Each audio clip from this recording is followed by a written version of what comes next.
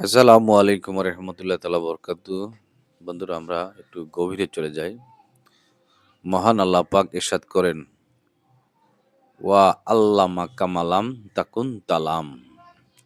অর্থাৎ আপনাকে তিনি শিক্ষা দিয়েছেন ব্যাপক ইলমে গায়েব, যা আপনার পূর্বে অজানা ছিল। বলেন না সুবহান আল্লাহ।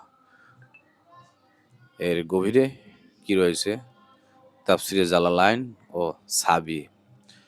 নবী করিম সাল্লাল্লাহু আলাইহি ওয়াসাল্লামকে মহান আল্লাহ পাক ব্যাপক অদৃশ্য এলেম দিয়েছিলেন।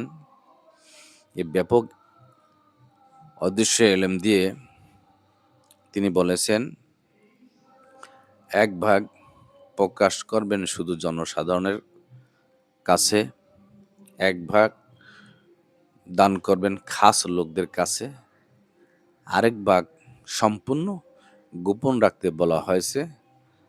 তাফসিরে সাবি ৫ পারা। তো অত্যন্ত গভীর আলোচনা এখানে।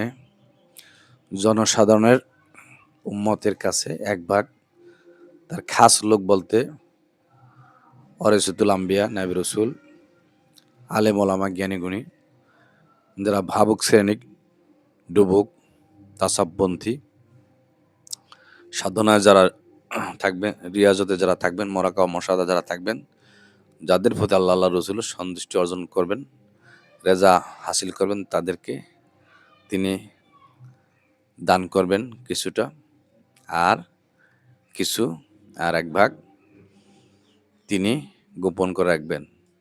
তাহলে ৩ ভাগের ১ ভাগ জনসাধারণের কাছে, ১ ভাগ খাস লোকদের কাছে, ১ ভাগ নিজেদের কাছে গোপন করে রাখলেন। বলেন না সুবহানাল্লাহ।